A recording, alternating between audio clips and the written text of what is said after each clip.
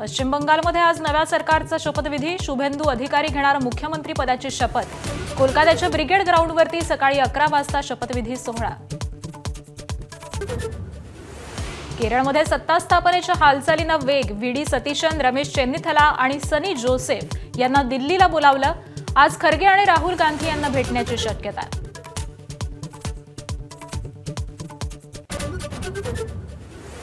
महायुतीची समन्वय समिती आता प्रदेशाध्यक्षांविनाच काम करणार. भाजपकडून बावनकुळे, महाजन, शिवसेनेकडून सामंत, भुसे आणि राष्ट्रवादीकडून भुजबळ, मुश्रीफांना स्थान. राज्यातील दिव्यांग बांधव 3 महिन्यांपासून संजय गांधी निराधार योजनेपासून वंचित. 50 नेत्रहीन बांधवांनी नागपुरातील मुख्यमंत्री कार्यालय गाठलं. सरकारी अधिकारी कानाडोळा करत असल्याची तक्रार.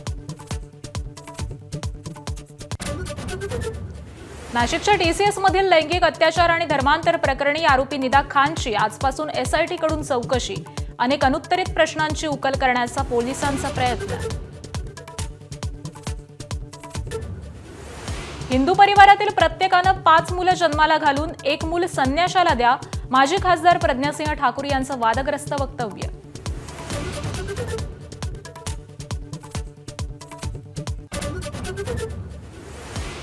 Lieutenant general N S. Raja Subramani होणार देशाचे पुढील सीडीएस.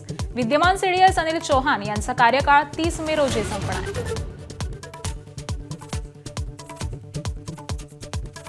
मुंबईमध्ये डिझेल पुरवठ्यात 5 ते 10% कपात करण्यात आली आहे. मुंबईमध्ये सध्या डिझेलच्या पुरवठ्यामध्ये 5 ते 10% कपात केलेली असून त्याचा परिणाम हा शहरामधील काही पेट्रोल पंपांवरती देखील झालेला दिसून येतोय. विशेषतः मालवाहतूक आणि व्यावसायिक वाहन चालकांना डिझेलसाठी प्रतीक्षा करावी लागत असल्याचं चित्र सध्या दिसतंय. मात्र पेट्रोलचा पुरवठा हा स्थिर असल्यामुळे सामान्य वाहनधारकांना दिलासा मिळालेला आहे. तर मिळालेल्या माहितीनुसार तेल कंपन्यांकडून उद्योग क्षेत्रामधील डिझेल पुरवठा करण्यास अधिक प्राधान्य दिलं जात आहे आणि त्यामुळे पेट्रोल पंपांना डिझेलचा पुरवठा हा तुलनेनं कमी प्रमाणात होतोय. गेल्या वर्षीच्या कोट्याच्या तुलनेमध्ये मुंबईत डिझेल पुरवठ्यात 5 ते 10% घट झाल्याचं सांगितलं जात आहे. यामुळे काही भागांमध्ये डिझेलचा साठा हा मर्यादित प्रमाणात उपलब्ध असून ट्रान्सपोर्ट क्षेत्रात चिंतेचं वातावरण आहे. आणि याच सगळ्या संदर्भामध्ये आपण अधिक माहिती जाणून घेऊयात. आमचे प्रतिनिधी ईशान देशमुख सध्या आपल्यासोबत आहेत. ईशान, मुंबईतल्या पेट्रोल पंपांवरती डिझेलमध्ये कपात करण्यात आलेली आहे. नेमकं काय कारण सांगितलं जात आहे? आकांक्षा, आपल्याला बघावं लागेल तर मोठ्या प्रमाणावरती जे व्यावसायिक असतात, ज्यांचे कारखाने असतात, त्या ठिकाणी देखील डिझेल पुरवठा हा करायला लागतो आणि त्याची जी डिझेलची मागणी असते ही जास्ती असते. त्यामुळे कुठेतरी जास्ती पुरवठा हा त्या कंपन्यांना होत आहे. त्याचसोबत आपल्याला माहिती असेल तर ज्या माल वाहतूक गाड्या असतात, त्याचसोबत टुरिस्टच्या गाड्या असतात, ज्याच्यामध्ये प्रवासी ये जा करतात, त्या देखील डिझेलवर चालतात. तर कुठेतरी आता त्या गाड्यांना फटका बसताना दिसून येत आहे. तर दुसऱ्या बाजूला आपण पाहायला गेलं तर पेट्रोलची जी मागणी आहे ती पूर्ण होत आहे असं देखील सांगण्यात येत आहे. त्यामुळे पेट्रोलच्या गाड्यांना कोणताही त्रास नाही, पण कुठेतरी डिझेलच्या गाड्यांना त्रास होताना आपल्याला पाहायला मिळतं. कारण की जो कोटा असतो त्या कोट्यापेक्षा अधिक सध्या मोठमोठ्या कंपन्यांना डिझेलचा साठा होत आहे. त्यामुळे एकंदरीत ही परिस्थिती आपल्याला दिसून येत आहे. ठीक आहे, धन्यवाद ईशान या सगळ्या सविस्तर माहितीसाठी. तर पहिल्यांदाच भाजप पश्चिम बंगालमध्ये सरकार स्थापन करत आहे. पश्चिम बंगालमध्ये अखेर शुभेंदू अधिकारी यांची मुख्यमंत्रीपदी निवड करण्यात आली आहे. विधिमंडळ पक्षाच्या नेतेपदी शुभेंदू अधिकारींच्या नावाची घोषणा अमित शहांनी केली. शुभेंदू अधिकारी आज सकाळी 11 वाजता पश्चिम बंगालच्या मुख्यमंत्रीपदाची शपथ घेणार आहेत. रवींद्रनाथ टागोर यांच्या जयंतीनिमित्त आज कोलकाता इथल्या ब्रिगेड परेड मैदानावरती नवीन सरकारचा शपथविधी सोहळा पार पडणार आहे. या शपथविधी सोहळ्याला पंतप्रधान नरेंद्र मोदी, अमित शहा यांच्यासह एनडीएचे अनेक ज्येष्ठ नेते उपस्थित राहणार आहेत.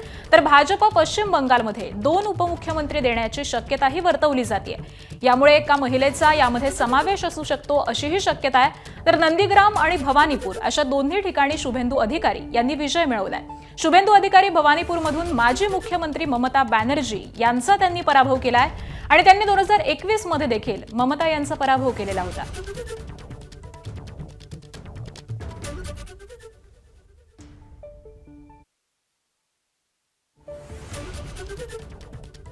अभी कुछ समय पहले ही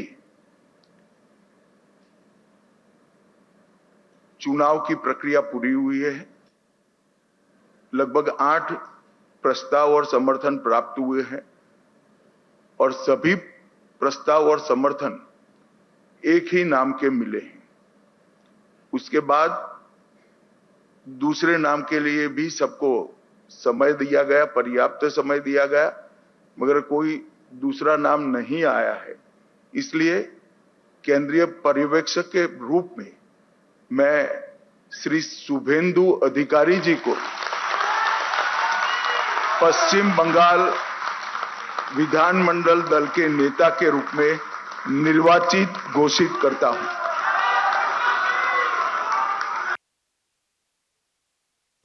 आणि दरम्यान या शपथविधी सोहळ्याला महाराष्ट्रामधून मुख्यमंत्री देवेंद्र फडणवीस, उपमुख्यमंत्री एकनाथ शिंदे आणि सुनेत्रा पवार देखील उपस्थित राहणार आहेत।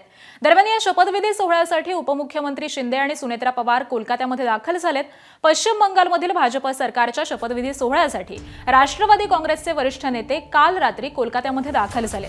यावेळी सुनेत्रा पवार, राज्यसभा खासदार प्रफुल्ल पटेल, खासदार पार्थ पवार यांचे राष्ट्रवादी युवक काँग्रेसचे राष्ट्रीय अध्यक्ष धीरज शर्मा आणि पक्ष कार्यकर्त्यांकडून जोरदार स्वागत करण्यात आलं। मुख्यमंत्री फडणवीस हे देखील अगदी थोड्याच वेळामध्ये दाखल होणार आहेत।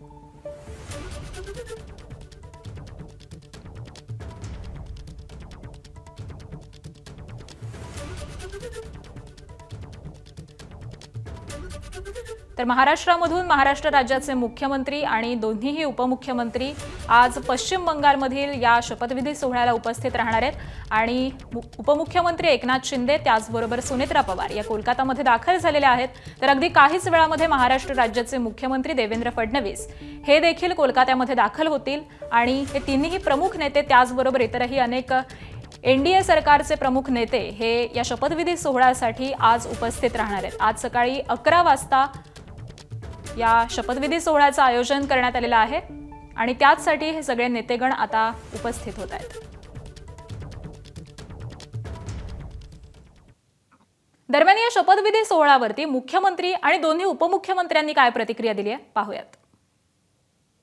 मोदीजींच्या नेतृत्वात आणि आमचे होम मिनिस्टर साहेब यांनी जी काही सगळी स्ट्रॅटेजी केली, बंगालमध्ये जे काही आमचे शुभेंदुदा आहेत, आमचे तिथले अध्यक्ष आहेत, या सगळ्यांनी जे काम केलं त्यामुळे एक अनप्रेसिडेंटेड अशा प्रकारचा विजय हा बंगालमध्ये मिळालेला आहे।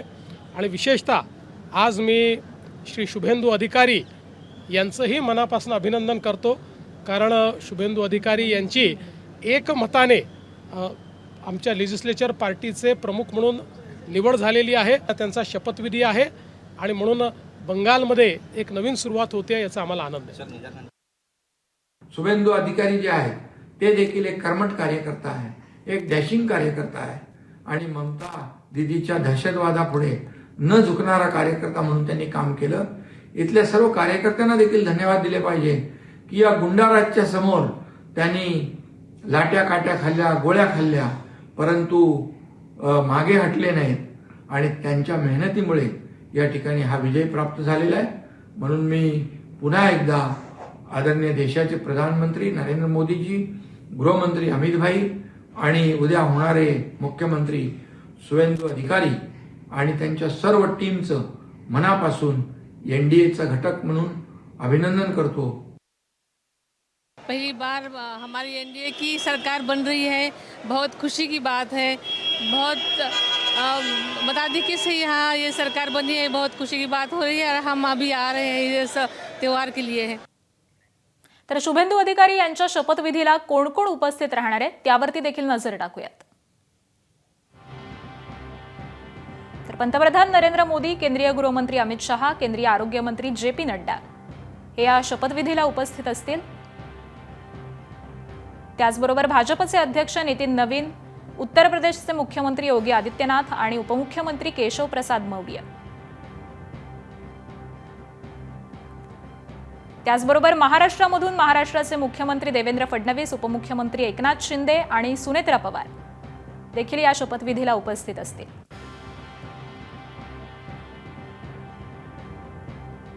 पण कोलकातामधील ममता बॅनर्जी यांच्या कालीघाट इथल्या निवासस्थानाबाहेर CRPF जवान हे तैनात करण्यात आलेले आहेत। तर आत्ताची ही एक अपडेट आपण पाहतोय कोलकात्यामधून। कोलकात्यामधील ममता बॅनर्जी यांच्या कालीघाट या निवासस्थानाबाहेरची ही दृश्य आपण पाहतोय। CRPFचे जवान या ठिकाणी तैनात करण्यात आलेले आहेत। आज भाजप सरकारचा शपथविधी सोहळा पार पडणार आहे आणि त्याच अनुषंगाने कोलकात्यामध्ये हा कडेकोट बंदोबस्त सध्या करण्यात येतोय.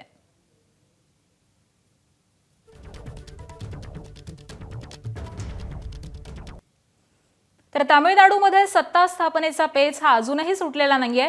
टीव्हीके प्रमुख विजय यांच्या मुख्यमंत्री पदाच्या शपथविधीबाबत अद्यापही संभ्रम कायम आहे. निवडणुकीमध्ये सर्वात मोठा पक्ष ठरलेल्या टीव्हीकेकडे सध्या 116 आमदारांचा पाठिंबा आहे. मात्र अजून देखील बहुमतासाठी 2 आमदारांची गरज आहे. काँग्रेसच्या 5 आमदारांनी टीव्हीकेला पाठिंबा दिलाय, तर डाव्या पक्षांनी देखील विजय यांना पाठिंबा दिला. मात्र व्हीसीकेच्या समर्थनाशिवाय सरकार स्थापन करणं हे शक्य नसल्याचं स्पष्ट झालंय. त्यामुळे व्हीसीके आज सकाळी टीव्हीकेला पाठिंबा द्यायचं की नाही याबाबत निर्णय घेणार आहे. दरम्यान काल संध्याकाळी विजय यांनी सलग 3ऱ्या दिवशी राज्यपाल राजेंद्र आर्लेकर यांची भेट घेत सत्ता स्थापनेचा दावा केला. मात्र अगदी शेवटच्या क्षणी आवश्यक असलेल्या पाठिंब्याच्या पत्राबाबत अनिश्चितता निर्माण झाल्यामुळे राज्यपालांना शपथविधीची अधिकृत घोषणा ही पुढे ढकलावी लागली.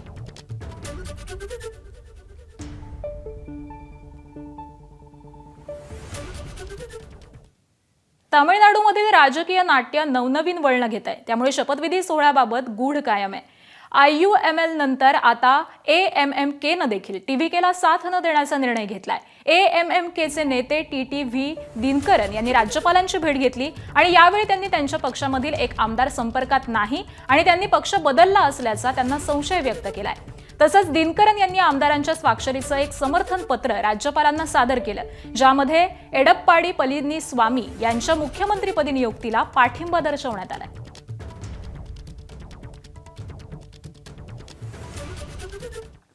मात्र AMMKनं टीव्हीकेला समर्थन दिल्याचा दावा केला जातोय. AMMKचे आमदार S कामराज यांनी पाठिंब्याच्या पत्रावरती सही केल्याचा दावा करण्यात आलाय. टीव्हीकेनं तसा व्हिडिओ देखील जारी केलेला आहे. मात्र AMMKचे सर्वेसर्वा दिनकरन यांनी मात्र असं कुठलंही पत्र दिलं नसल्याचं म्हटलंय. टीव्हीके अफवा पसरवत असल्याचा आरोप दिनकरन यांनी केलाय. तर AMMKचा विधानसभेमध्ये एकमेव आमदार आहे. मात्र टीव्हीकेसाठी सध्या एक जागा ही अत्यंत महत्त्वाची झाली आहे.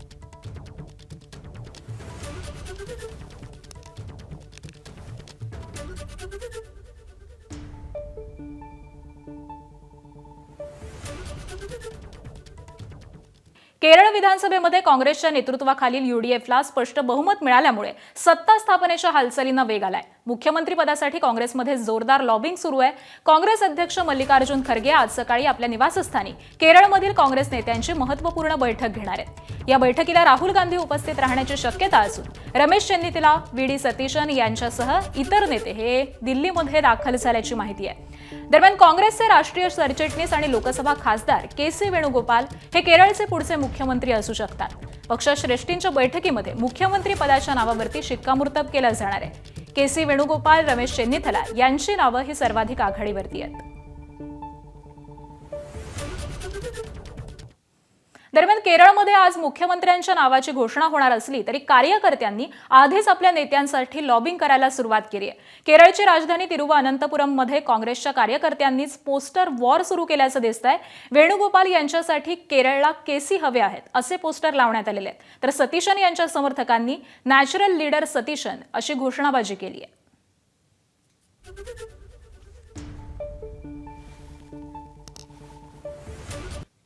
कागल चेकपोस्ट गोकुळ विरोधामध्ये याचिका करणाऱ्या प्रकाश बेलवाडे यांना मारहाण करण्यात आलेली आहे. महामार्गावरील वाहतुकीवरून वाद झालेला होता. कागल पोलीस स्टेशनमध्ये देखील हा सगळा प्रकार घडलेला होता. तर जिल्हा बँकेचे संचालक भैया माने यांच्यासह विकास पाटील, रमेश तोडकर, सौरभ पाटील यांच्या विरोधामध्ये गुन्हा दाखल करण्यात आलाय. भैया माने यांना देखील प्रकाश बेलवाडे, वैभव यादव यांच्या विरोधामध्ये मारहाण केल्याची तक्रार दिलेली आहे. तर दोन्ही बाजूंनी परस्पर विरोधी तक्रार झाल्यामुळे कागल पोलीस ठाण्यात गुन्हे दाखल करण्यात आले.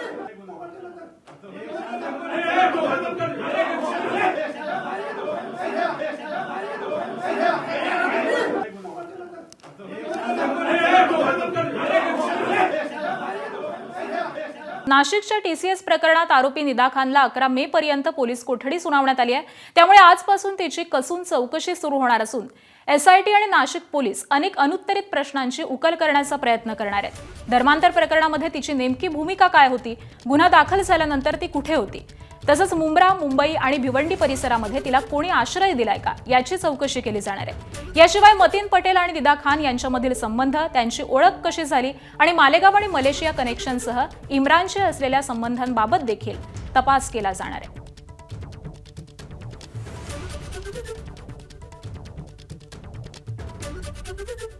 तर आरोपी निदा खानला अटक करण्यात आलेली आहे आणि त्यानंतर 11 मे पर्यंत तिला पोलीस कोठडी देखील सुनावण्यात आली आहे. त्यामुळे आजपासूनच SIT कडून निदा खानचा कसून असा तपास केला जाणार आहे, चौकशी केली जाणार आहे. त्यामुळे चौकशीमधून देखील काय खुलासा होतो हे पाहणं महत्त्वाचं असेल. तर नाशिकमध्ये निदा खान प्रकरणात पोलिसांनी मोठी कारवाई केली आहे. निदा खानला आश्रय देणाऱ्या संभाजीनगरच्या MIM नगरसेवक मतीन पटेल याला सह आरोपी करण्यात आलाय. नाशिकमधील अत्याचार, धर्मांतर, अॅट्रॉसिटी गुन्ह्यामध्ये सह आरोपी असलेला निदा खानला मतीन पटेल यांनी आश्रय दिल्याचा आरोप आहे. तर संभाजीनगरच्या MIM नगरसेवक मतीन पटेल यांच्या विरोधामध्ये नाशिकमध्ये गुन्हा दाखल करण्यात आलाय.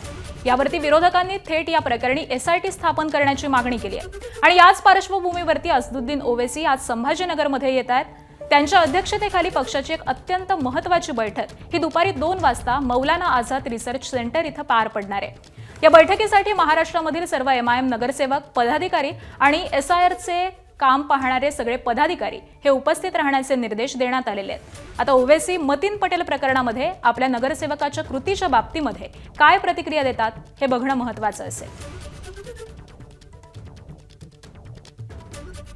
काल आरोपी निदा खान यांना छत्रपती संभाजीनगरच्या नरेगाव या परिसरातून ताब्यात घेण्यात आलेलं आहे.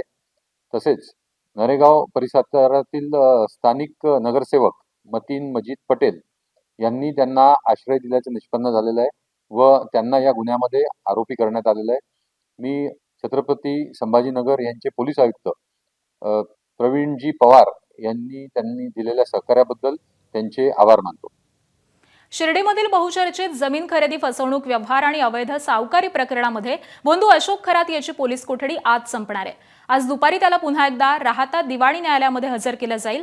गेल्या 4 दिवसांपासून शिर्डी पोलिसांनी बंधू अशोक खरातची चौकशी केली आहे. चौकशीसाठी अशोक खरात पूर्णपणे सहकार्य करत नसल्याचं समोर आलंय. तर या प्रकरणामधील साक्षीदारांची समोरासमोर चौकशी केल्यावरती अशोक खरात चिडल्याची माहिती ही सूत्रांनी दिली आहे. मी कायदेशीर व्यवहार केला असून साक्षीदार मला मुद्दाम अडकवत असल्याचा आरोप त्यानं केलाय. मात्र हे सगळे आरोप करताना गेल्या 4 दिवसांमध्ये कल्पना खरात कुठे आहे याबाबत त्यानं मौन बाळगलेलं आहे. शिर्डी पोलीस त्याला आज दुपारी पुन्हा एकदा न्यायालयामध्ये हजर करतील. यावेळी पोलीस काय युक्तिवाद करतात आणि न्यायालयामध्ये काय निर्णय होतो हे पाहणं महत्त्वाचं असेल. तर याच सगळ्या संदर्भामध्ये अधिकची माहिती देतात आमचे प्रतिनिधी नितीन ओझा सध्या आपल्यासोबत आहेत. नितीन, खरं तर गेल्या काही दिवसांपासून शिर्डी पोलिसांनी अशोक खरातचा ताबा घेतलेला आहे, चौकशी केली जाते. या चौकशीमधून नेमकी काय माहिती समोर येते?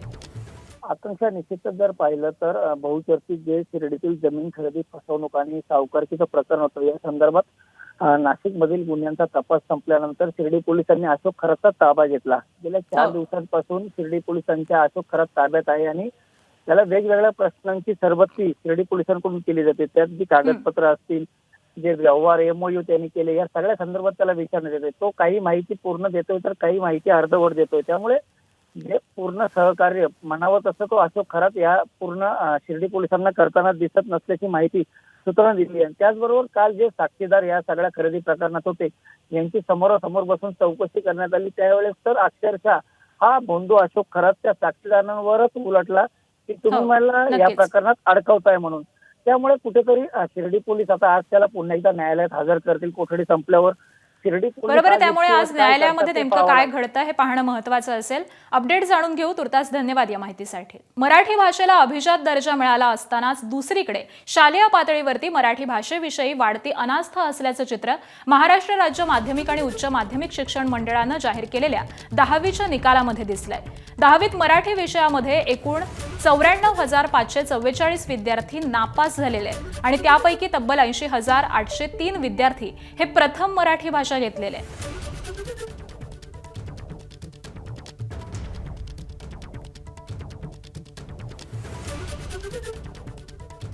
कालच 10वीचा निकाल लागलेला आहे आणि त्यानंतर मराठी भाषेसंबंधीचा हा निकाल सध्या समोर येतोय.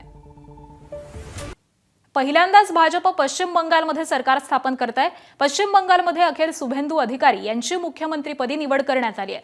विधिमंडळ पक्षाच्या नेतेपदी शुभेंदू अधिकारींच्या नावाची घोषणा अमित शहांनी केली. शुभेंदू अधिकारी आज सकाळी 11 वाजता पश्चिम बंगालच्या मुख्यमंत्रीपदाची शपथ घेणार आहेत. रवींद्रनाथ टागोर यांच्या जयंतीनिमित्त आज कोलकाता इथल्या ब्रिगेड परेड मैदानावरती नवीन सरकारचा शपथविधी सोहळा पार पडेल। तर या शपथविधी सोहळ्याला पंतप्रधान नरेंद्र मोदी, केंद्रीय गृहमंत्री अमित शहा यांच्यासह एनडीएचे अनेक ज्येष्ठ नेते उपस्थित राहणार आहेत। भाजप पश्चिम बंगालमध्ये 2 उपमुख्यमंत्री देण्याची शक्यताही वर्तवली जाते। यामध्ये एका महिलेचा समावेश असू शकतो। नंदीग्राम आणि भवानीपूर अशा दोन्ही ठिकाणी शुभेंदू अधिकारी यांनी विजय मिळवलाय। शुभेंदू यांनी भवानीपूरमधून माजी मुख्यमंत्री ममता बॅनर्जी यांचा पराभव केलाय, तर त्यांनी 2021 मध्ये देखील ममता यांचा पराभव केलेला होता।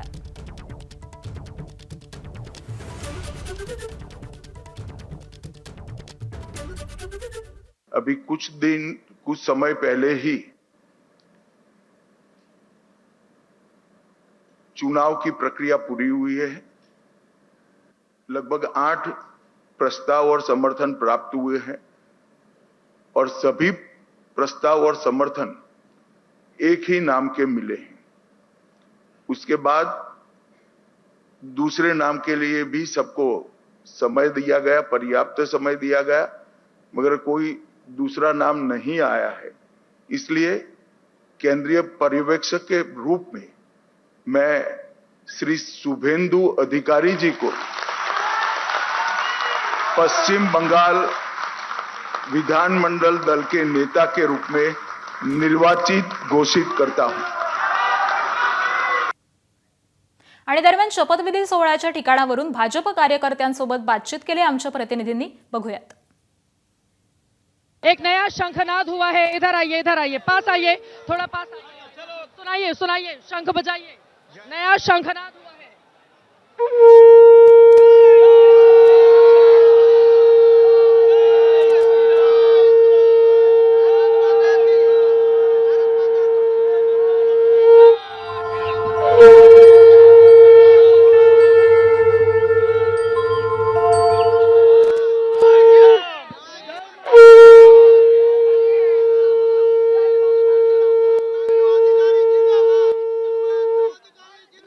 खुश है बिल्कुल, आज बीजेपी की सरकार है। ये विजय शंख है, हमारा विजय का शंख है। गीत भी सुन लेते हैं। भारतीय जनता पार्टी के कार्यकर्ताओं का जोश आई है, खूब थिरक रहे हैं। गीत हो जन्म जन्म की खोज बताए, राम से चल के राम से माने, प्रेम कोई हम और न जाने, राम से चल के राम पे माने, राम सिया की करुण कहानी,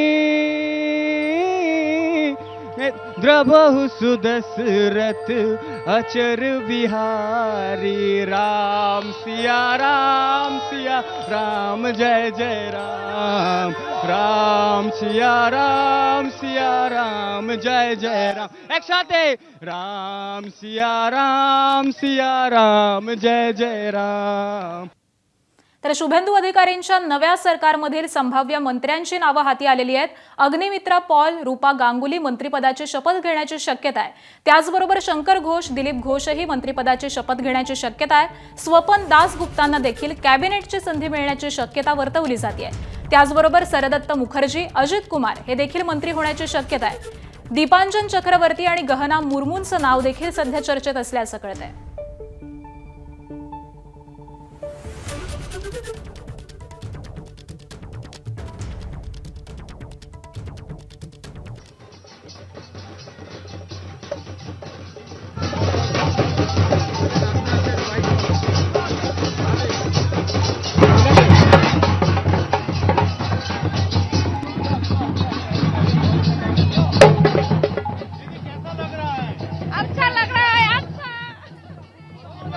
सरकार स्थापनेला 1.5 वर्ष उलटल्यानंतरही राज्यातील महामंडळ वाटप हे रखडलेलेच आहे।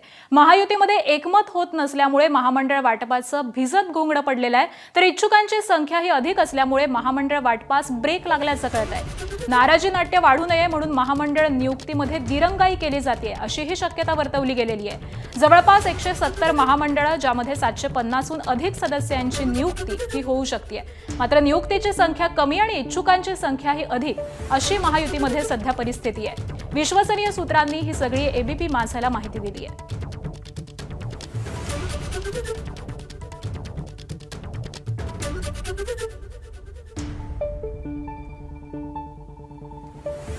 तर सरकार स्थापनेला जवळपास 1.5 वर्ष उलटलेलं आहे आणि तरी देखील राज्यामधील महामंडळ वाटप ही रखडलेली असल्याचं चित्र सध्या दिसून येत आहे आणि याच सगळ्या संदर्भामध्ये अधिक माहिती देतात आमचे प्रतिनिधी अभिषेक मोठाळ. अभिषेक, नेमकं कारण काय आहे?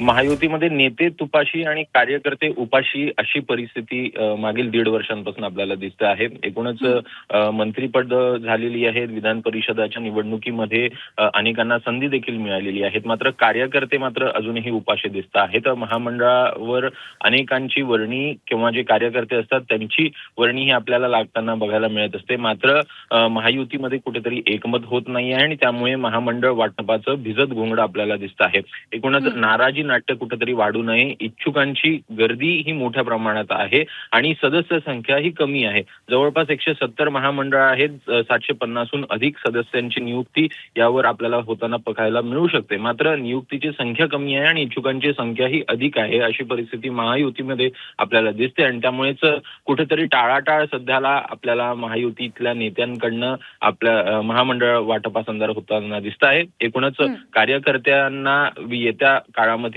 महामंडळासंदर्भात वर्णी लागणार का ते बघणं देखील महत्त्वाचं असेल. नक्कीच. धन्यवाद अभिषेक या सगळ्या सविस्तर माहितीसाठी. शुभेंदू अधिकारी यांच्या शपथविधी सोहळ्याला महाराष्ट्रातून मुख्यमंत्री देवेंद्र फडणवीस, उपमुख्यमंत्री एकनाथ शिंदे आणि सुनेत्रा पवार उपस्थित राहणार.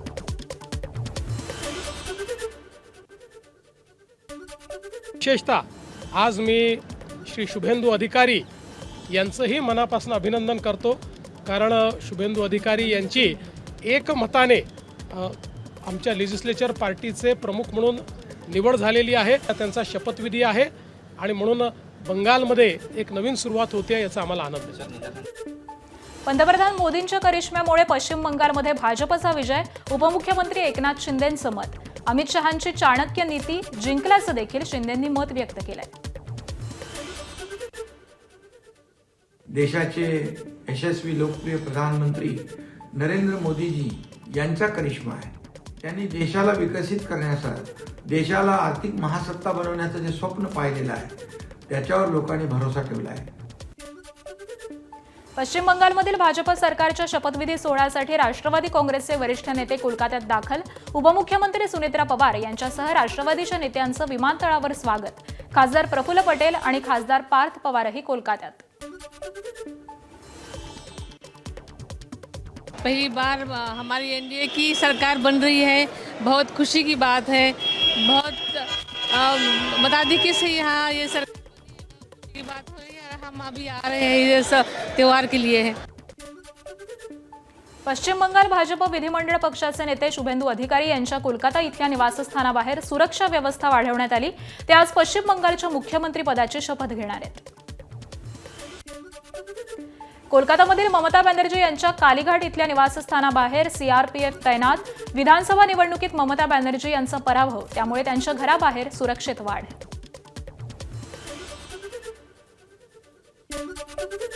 पश्चिम बंगालमध्ये नव्या सरकारच्या शपथविधी सोहळ्याच्या पार्श्वभूमीवरती कोलकाता विमानतळाची सुरक्षा व्यवस्था वाढवली. कोणतीही अनुचित घटना घडू नये म्हणून मोठा बंदोबस्त.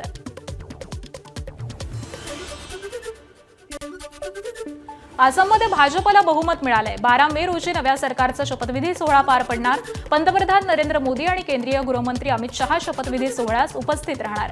पर्यवेक्षक जे.पी. नड्डा आज गुवाहाटीत जाणार.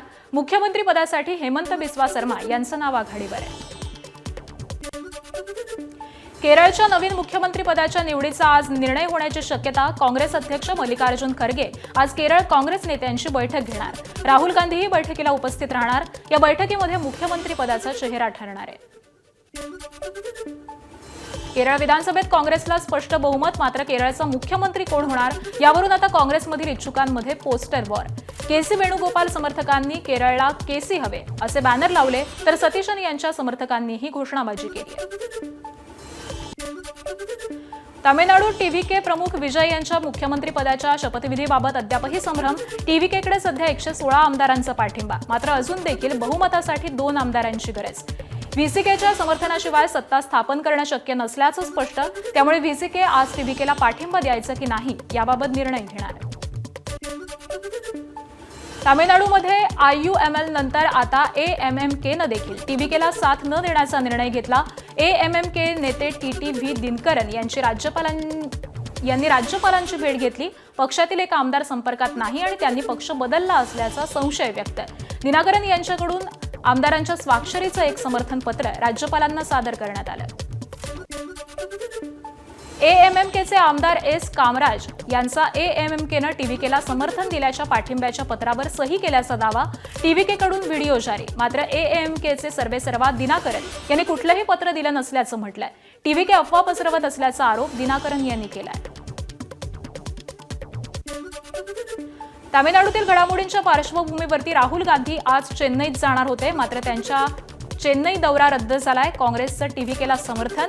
अभिनेते विजय यांचा शपथविधीचा सोहळा याबाबतचा सस्पेन्स अजूनही कायम आहे. तामिळनाडूमधील राजकीय घडामोडींच्या पार्श्वभूमीवर काँग्रेसची सावध भूमिका. काँग्रेसनं आपल्या 5 आमदारांना बेंगळुरूमध्ये नेल्याची माहिती सूत्रांनी दिली आहे. फोडाफोडीच्या भीतीनं काँग्रेसनं आपल्या आमदारांना सुरक्षित स्थळी नेल्याची माहिती. माजी खासदार प्रज्ञासिंह ठाकूर यांचं पुन्हा वादग्रस्त वक्तव्य. हिंदू कुटुंबियांनी 5 मुलं जन्माला घालावी. प्रज्ञासिंह ठाकूर यांचं वक्तव्य. तर 5 मुलं जन्माला घालून त्यातील 1 मूल संन्याशाला द्यावं. प्रज्ञासिंह ठाकूर यांचं अजब विधान. इंदापूर तालुक्यातल्या बावडा गावामधील हिंदू संमेलनात त्यांचं विधान. क्या आप पक्के वाले हिंदू हैं? तो देश के लिए संतान पैदा करिए. 1 नहीं, 2 नहीं, 3 नहीं, 4 नहीं, 5. क्योंकि धर्म ध्वजा उठा करके चलने वाला चाहिए. वह आपकी संतान होना चाहिए. आजारातून सावरल्यानंतर शरद पवार पहिल्यांदाच सातारा दौऱ्यावरती. शरद पवार आज कर्मवीर भाऊराव पाटील यांच्या स्मृतिदिनाच्या कार्यक्रमाला उपस्थित राहणार. त्यानंतर राष्ट्रवादीची बैठक होणार आणि त्यानंतर दुपारी 1 वाजता शरद पवारांची पत्रकार परिषद होणार. सांगली महापालिकेतील प्रस्तावित 300 कोटी रुपयांच्या रस्ते कामांवरून राजकारण तापलं. हॅम पद्धतीतून कामं करण्याच्या निर्णयावर विरोधी पक्ष नेत्यांचा आक्षेप. चांगल्या स्थितीतील रस्त्यांचं काँक्रिटीकरण करून 300 कोटींचं कर्ज लादलं जात असल्याचा आरोप. तर कामं तातडीनं रद्द करण्याची मागणी. हातावरचे पदाधिकारी सांभाळण्यासाठी आणि हातावरचे मोजण्या एवढे ठेकेदार सांभाळण्यासाठी हा सगळ्यात मोठं पाप हे सत्ताधारी आणि प्रशासन मिळून करत आहे. ह्याच्यावर भाजपच्या नेत्यांनी लक्ष घातलं पाहिजे का हे भाजपचे नेते ह्यामध्ये सामील आहेत हे पण ह्यामध्ये तपासणं गरजेचं आहे. मीरा भाईंदरमधील वादग्रस्त मीरा रोड उड्डाणपूल या महिन्याअखेरीस वाहतुकीसाठी खुला होण्याची शक्यता. भाईंदर पूर्वेतील गोल्ड नेस्ट सर्कल परिसरामध्ये मेट्रो मार्गाखाली उभारण्यात आलाय हा पूल. तांत्रिक तपासणीच्या अहवालानंतर पूल सर्वसामान्यांसाठी खुला होणार. नाशिकमधील TCS प्रकरणात निदा खानला 11 मेपर्यंत पोलीस कोठडी. पोलिसांकडून निदा खानची कसून चौकशी. धर्मांतर प्रकरणात निदा खानची काय भूमिका होती याची माहिती पोलीस जाणून घेणार. 25 मार्चपासून निदा खान फरार होती. ती कोणाच्या संपर्कात होती याचीही माहिती पोलीस घेणार. निदा खानला आश्रय देणाऱ्या संभाजीनगरच्या MIM नगरसेवक मतीन पटेल 6 आरोपी. याच पार्श्वभूमीवरती अझदुद्दीन ओवेसी आज संभाजीनगरमध्ये येणार. त्यांच्या अध्यक्षतेखाली पक्षाची महत्त्वाची बैठक पार पडणार. मतीन पटेल यांच्याबाबत ओवेसी काय बोलणार याकडे लक्ष.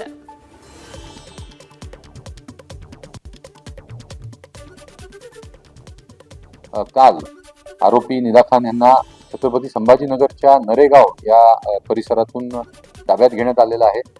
तसेच नरेगाव परिसरातील स्थानिक नगरसेवक मतीन मजीद पटेल यांनी त्यांना आश्रय दिल्याचं निष्पन्न झालेलं आहे व त्यांना या गुन्ह्यामध्ये आरोपी करण्यात आलेलं आहे. मी छत्रपती संभाजीनगर यांचे नाशिकच्या TCS प्रकरणात राष्ट्रीय महिला आयोगाचा अहवाल मुख्यमंत्री देवेंद्र फडणवीस यांच्याकडे सादर. 50हून अधिक पानांचा अहवाल आहे. महिलांच्या सुरक्षेसाठी 25 पेक्षा जास्त शिफारसी. मुख्यमंत्र्यांचे कठोर कारवाईचेही आश्वासन. शिर्डीतील जमीन गैरव्यवहार प्रकरणी अशोक खरातची पोलीस कोठडी आज संपणार. त्याला राहता कोर्टामध्ये हजर केलं जाणार. जमीन गैरव्यवहार प्रकरणी 4 दिवस पोलिसांनी खरातची चौकशी केली. चौकशीमध्ये खरात सहकार्य करत नसल्याचा पोलिसांनी दावा केलाय. मुंबईतल्या गोरेगाव नेस्को ड्रग्ज प्रकरणातील 3 आरोपींचा जामीन अर्ज कोर्टानं फेटाळला. कोर्टानं ड्रग सप्लायर्स रौनक खंडेलवाल, प्रतीक पांडे आणि एक्झिबिशन सेंटरच्या सन्नी जैन यांचा जामीन फेटाळला. हे तिन्ही आरोपी ड्रग्ज पुरवठा करणारे आणि नेस्को इथले कर्मचारी आहेत. नाशिक महापालिकेमधील नगर रचना सहाय्यक संचालक कल्पेश पाटील यांच्यावरती निलंबनाची कारवाई. म्हाडा जमीन घोटाळा प्रकरणात 48 तासांहून अधिक काळ कोठडीत राहिल्यानं नियमांनुसार कारवाई. न्यायालयानं 5 दिवसांची पोलीस कोठडी सुनावली असल्यानं कारवाई झाली आहे. एबीपी माझा, उघडा डोळे बघा नीट.